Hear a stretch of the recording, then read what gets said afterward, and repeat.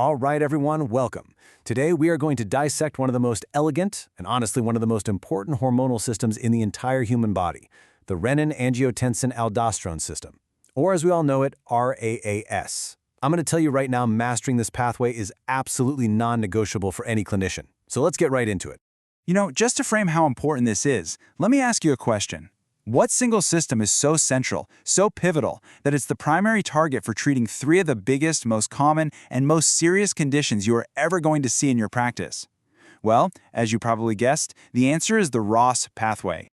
So here's our roadmap for today. We're going to start with the why, the basic physiology. Then we'll walk through the actual cascade, the domino effect. After that, we'll get into the pathology, what happens when this system goes haywire. Then the fun part, how we use pharmacology to intervene. And finally, we'll tie it all together and talk about why this is so critical for your future. Okay, first things first. At its absolute core, the RAAS is a homeostatic negative feedback loop. Its whole reason for being is the long-term regulation of our blood pressure and the fluid volume outside our cells.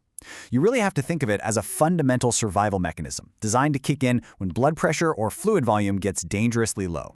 So where does it all start? It starts right here, with these incredible little sensors called juxtaglomerular cells. They're located in the afferent arterioles. That's the vessel bringing blood into the kidney's filter.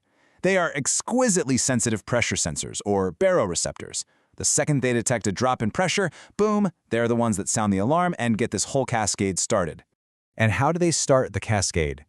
They release this molecule, renin. Now, it is crucial to remember that renin is an enzyme, okay? It is not a hormone. Its only job is to be the trigger, to be that first domino that falls. If there's no renin, the system just doesn't start. Simple as that. So what does renin act on? It acts on this stuff, angiotensinogen. Our liver is just a factory for this protein, constantly churning it out and releasing it into our blood. It's kind of like having ammunition just circulating through your body 24/7, waiting for the signal, waiting for renin to convert it into its active form. And the final key player in this activation sequence is ACE, angiotensin-converting enzyme. Now, the physiology here is just beautiful. ACE is found all over the body, but it's super concentrated in the capillaries of the lungs.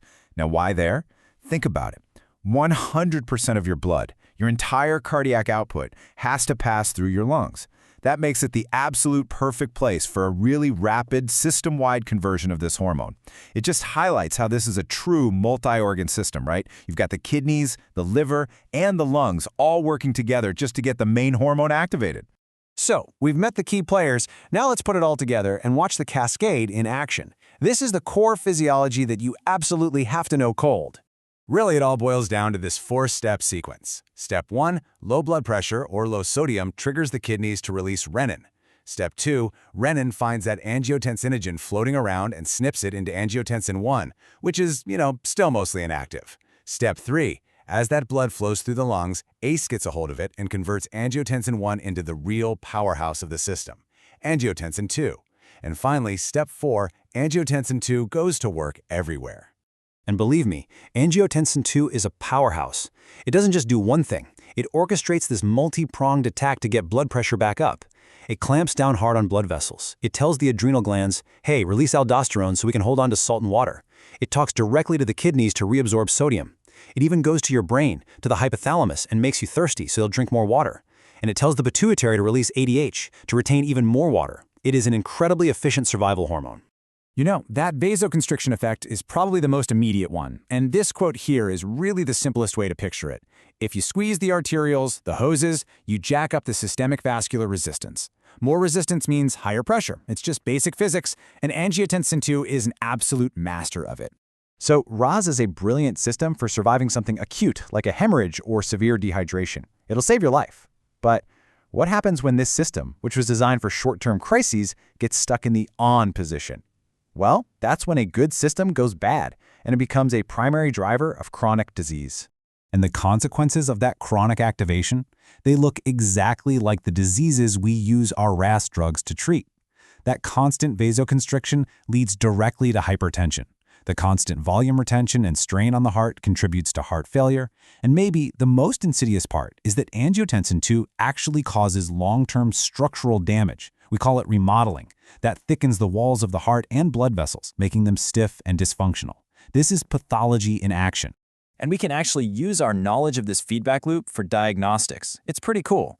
Take primary hyperaldosteronism. Here, the adrenal gland itself is the problem, maybe a tumor. It's just pumping out aldosterone like crazy. That aldosterone raises blood pressure and tells the kidneys, hey, we're good, stop making renin. So aldosterone is high, but renin is low. Now in secondary hyperaldosteronism, the problem starts upstream, like a narrowed renal artery that's tricking the kidney into thinking blood pressure is low. So the kidney freaks out and pumps out tons of renin, which then causes high aldosterone. So in that case, both are high. Measuring both is a key diagnostic step.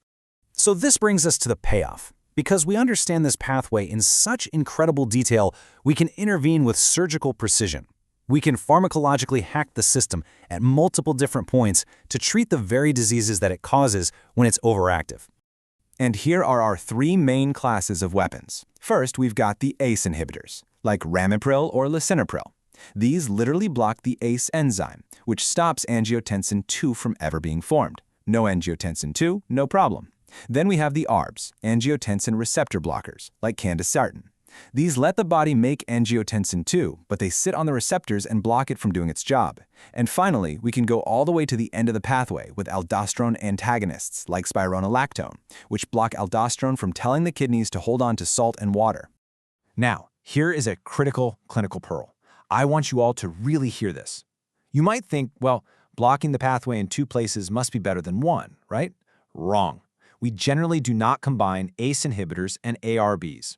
The risk of side effects, especially kidney injury and high potassium, it just outweighs any potential benefit. So remember, you pick one or the other, not both. So let's bring this all home. Why did we spend all this time dissecting this one single pathway? What is the big picture takeaway for you as a future clinician? Because you are going to see problems with this system constantly. Just consider this number. Up to 1 in 10 of your patients with high blood pressure may have a specific treatable form of RAS dysfunction driving their disease. If you don't think about it, you are absolutely going to miss it. Let me be as clear as I can be. Mastering RAAS is non-negotiable. It is the fundamental key. It's the cornerstone for understanding and effectively treating hypertension, heart failure, and chronic kidney disease, conditions you will manage every single day for the rest of your clinical career. So I'll leave you with one final thought to chew on. We've gotten really good at blocking this system to our advantage. But as our drugs get even more powerful, what new challenges do you think might arise?